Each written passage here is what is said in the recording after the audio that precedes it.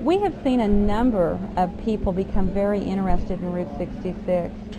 When I was teaching school, I was very pleased to see 11 and 12-year-olds get more and more interested about a piece of road that, their parents didn't know about, and maybe, it's like, do we have to be tested on this kind of thing? But they did become interested in it, and they wanted to, help clean up or restore. And they even looked inward. I mean, they were worried about a courthouse in the city in the next town that isn't even on Route 66 being torn down. So it brought in the youth. It's definitely brought the young people in, the kids in there between the 18 and 30 realm. I have visited with so many people out of college, working on doctorates, working on just taking some time off to find themselves and using Route 66 as that avenue. It's obviously attracted the older people because they've got a story to tell. And finally they found somebody that's going to listen to those stories. And what a jewel, what a treasure we're finding. I had an opportunity to meet with an old rancher yesterday.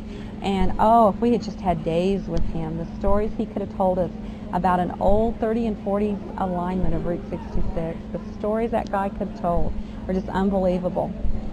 It's also attracted what we like to call the do-gooders.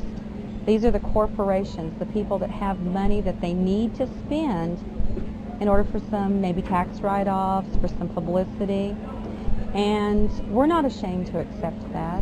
We find ways to use that money and to further, maybe we're going to buy some new brochures, or maybe we're going to buy another bucket of paint for something that we're working on.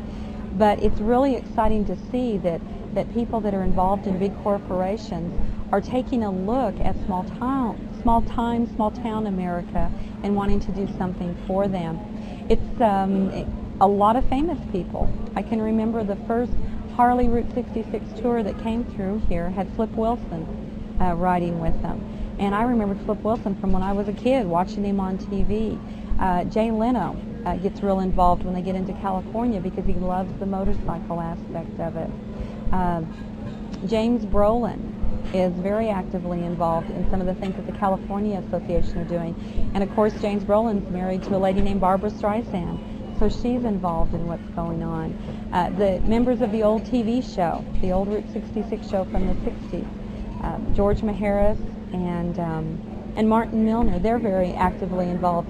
We were laughing a couple of days ago that our big Route 66 gatherings that we have where hundreds and thousands of people show up are kind of like those Trekkie conventions. And we're now starting to get some of the Spocks, so to speak, to come in with the Martin Milner and George Maharis and some of those that were in the TV shows. But it has definitely attracted a lot of unique people. My family is now converted over to Route 66 just because I'm so passionate about it. The people that work here at the Big Texan, they're kind of split. Some think I'm weird, and others just, well, tell me a little bit more about that. Now, you went where yesterday, and you're going where today? Be sure and wear your name badge. Don't let them know you're from the Big Texan.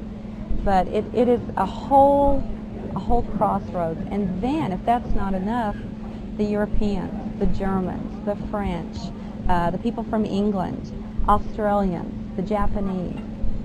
You name any country, they've been here. Somebody is traveling 66. They've been represented. I spent a weekend with a German film crew. The day in the life of, it was the craziest thing I ever did in my life, but I knew what they were up to. And anything that I can do to bring publicity to the road, then I'm going to do it. So it even attracts former school teachers to it.